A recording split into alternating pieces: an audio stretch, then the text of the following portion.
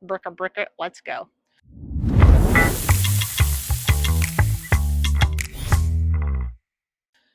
What's up, my people? I am Maisie with Barbecue by Maisie, and you, my friend, are tuned in to Pit Boss Backyard Bosses.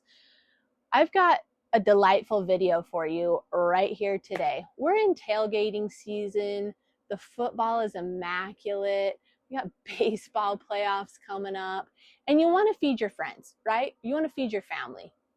And ribs just feel like a fall food to me. I don't know. But we're going to do them a little different. We're doing party ribs.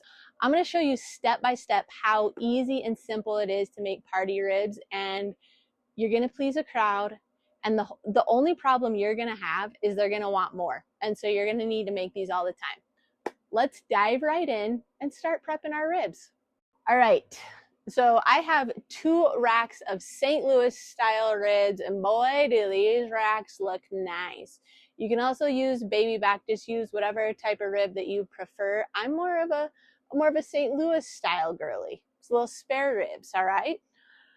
So first things first, I'm going to remove the membrane. You do not have to remove the membrane, but I just like it removed. You'll need something to get up under that layer, and then just use a paper towel to pull it right off.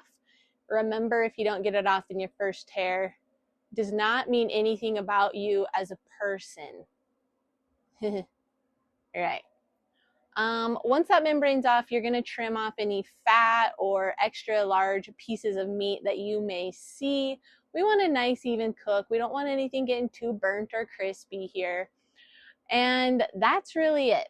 Now we're going to, since we're doing party ribs, the perk of party ribs is we're going to slice these ribs individually. So just find in between each bone, make a nice slice, and you've got your rib. The cool thing about party ribs is you're getting bark and seasoning in every single bite, and this cook is going to be a lot quicker than just cooking the rack as a full rack. I'm not using mustard for a binder for this cook, but you're welcome to. The moisture of the meat is going to make the rub stick just fine, but you can add a little bit of water or mustard before this step, and then just season. Make sure that you're getting these ribs nice and seasoned all around the whole rib. It's going to be so tasty later when you're getting that flavor in every freaking bite. Oh, I'm so freaking excited right now to eat these ribs. All right. Our ribs are prepped. I'm just going to put them on this rack and let them hang out while the smoker warms up.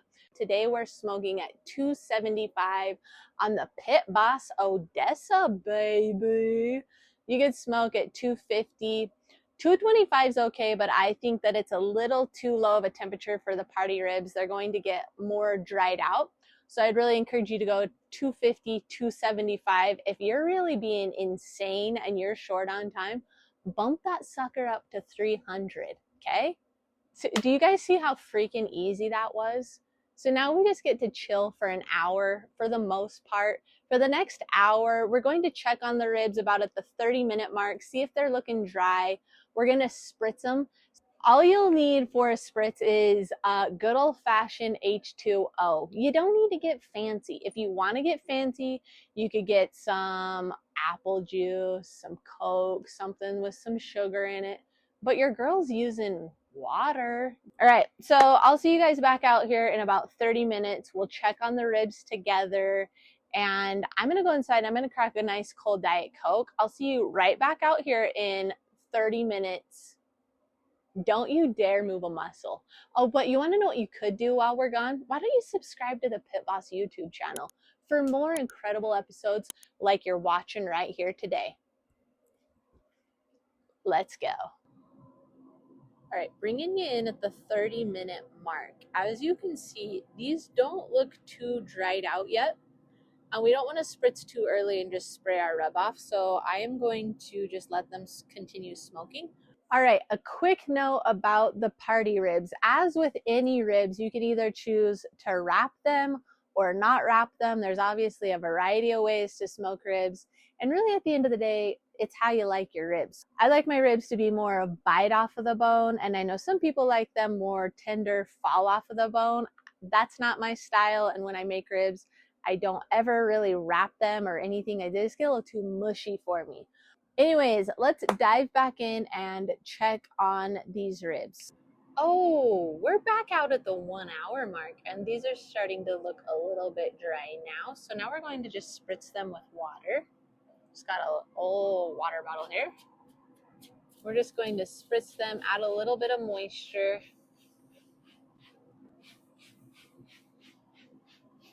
It's going to help build the bark, and then we are now going to flip them as well.